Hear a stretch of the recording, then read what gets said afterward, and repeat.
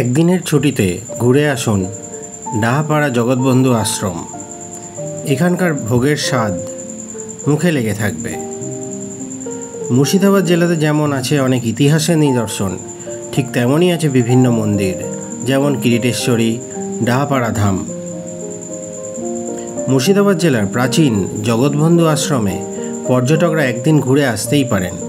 পাবেন দুপুরের ভোগ, প্রসাদ। এখানে নিত্য সেবা চলে। দেশ তথা বিদেশি পর্যটকদের কাছেও আকর্ষণীয় স্থান হচ্ছে এই ডাহাপাড়া জগৎবন্ধু ধাম আশ্রম। জগৎবন্ধু সুন্দর একজন বৈষ্ণব ধর্মগুরু এবং সমাজ সংস্কারক ও লেখক ছিলেন।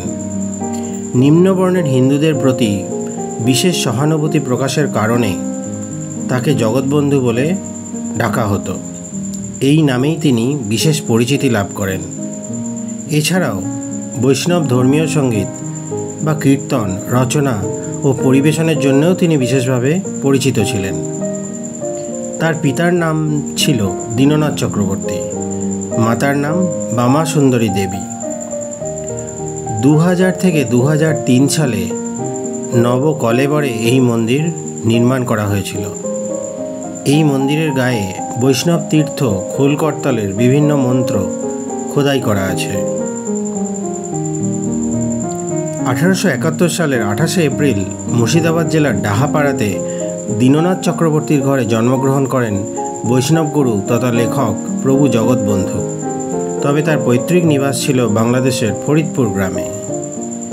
জানা যায় প্রভু জগৎবন্ধু ধর্মপ্রচার ও ধর্মপ্রচারের সঙ্গে ধর্মীয় কিছু সঙ্গীত ও কাব্যগ্রন্থ লিখে গেছেন, যা হলো হরিকথা।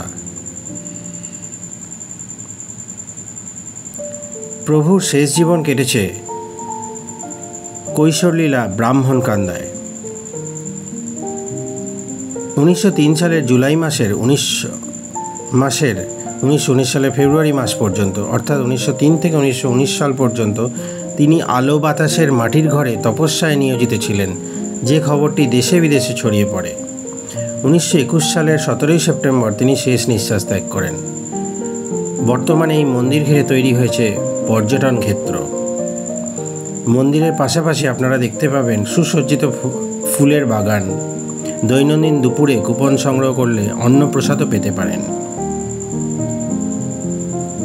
ডাহাপাড়া ধাম স্টেশন থেকে মাত্র 2-2.5 কিলোমিটার দূরে এই মন্দিরটি দেখা যায়।